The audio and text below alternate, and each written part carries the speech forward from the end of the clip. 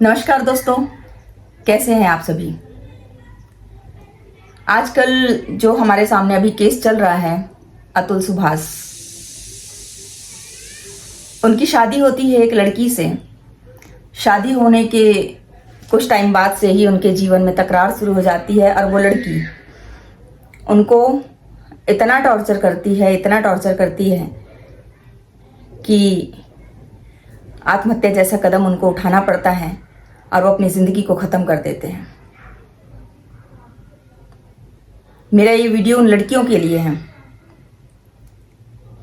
देखिए, जो रबर होती है ना, हम उसको बहुत ज्यादा अगर खींचेंगे तो वो टूट जाएगी।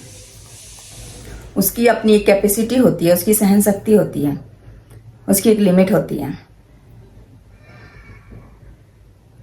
कुछ लड़कियां मतलब ये समझने लगी है कि हम लड़की है तो लड़की होने का इतना फायदा मत उठाओ आप लोग कि कोई अपनी जिंदगी को हार जाए। उन्हें यह लगता है कि हम घरेलू हिंसा का केस कर देंगे पति पर, और 2-4 लोगों को और घसीट लेती जिनसे उनकी नहीं बनती है। और केस करने के बाद भी सिंपैथी कोर्ट की, कानून की, लड़कियों पर होती है पूरी। मतलब ये है कि सबसे पहली बात तो आ जाती कि भाई ये एक महिला है, ये एक लड़की है।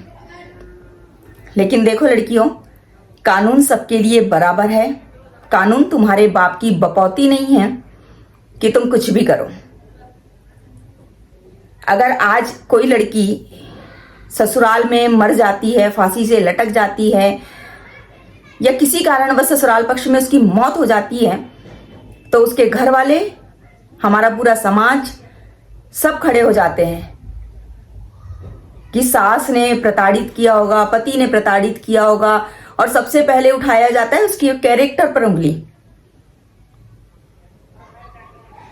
तो देखो, तुम लड़की हो ना, तो लड़की होने का इतना फायदा मत उठाओ। जानकारी का जिसको अभाव होता है, उन्हें लगता है कि ये लड़की है यार, हम तो लड़के हैं, कुछ नहीं कर पाएंगे। कर सकते हो।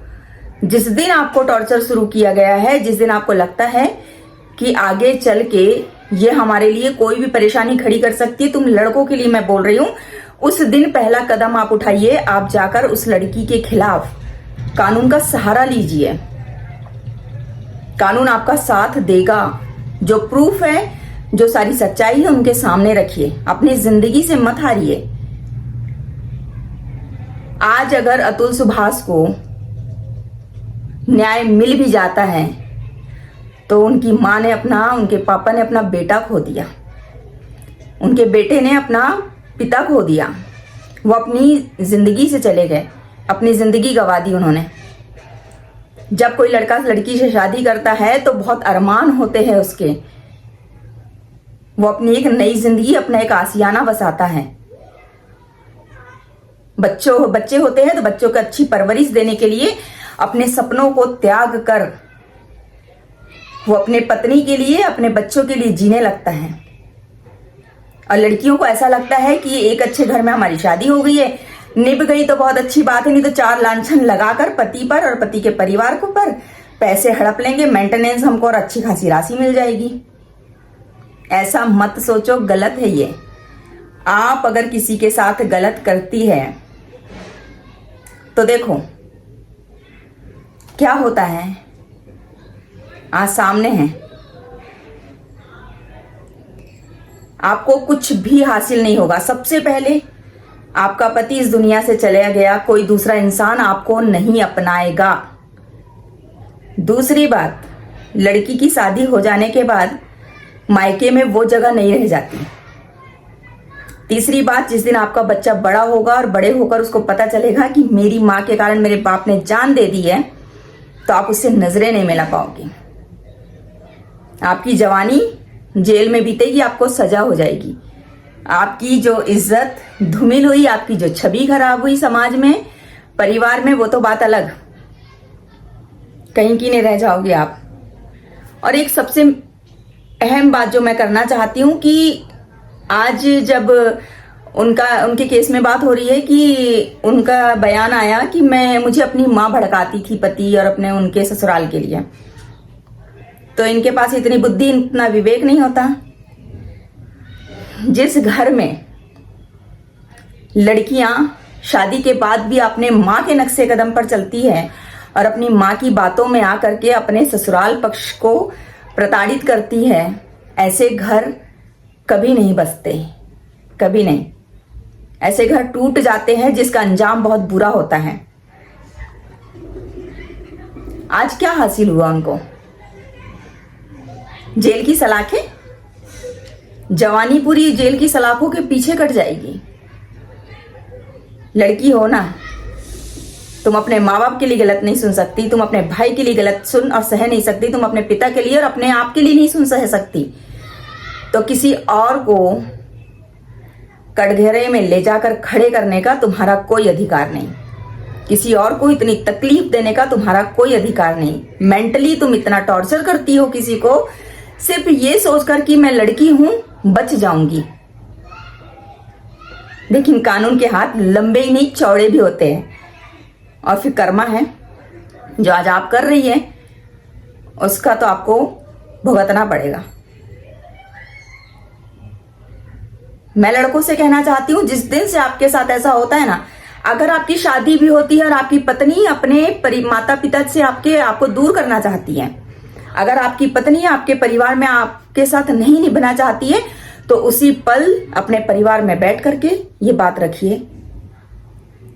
अगर फिर भी मामला बिगड़ता हुआ नजर आता है तो आप परामर्श केंद्र जाइए, वहां पर भी समझ में नहीं आता तो कानून का सहारा लीजिए आप।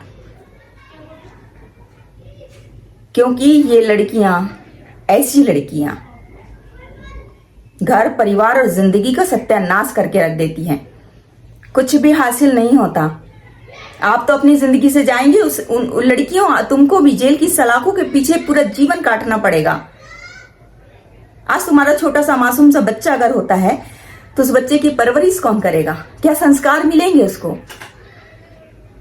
कैसी नजरें मिला पाओगी क्या तुम आगे जाकर उनसे?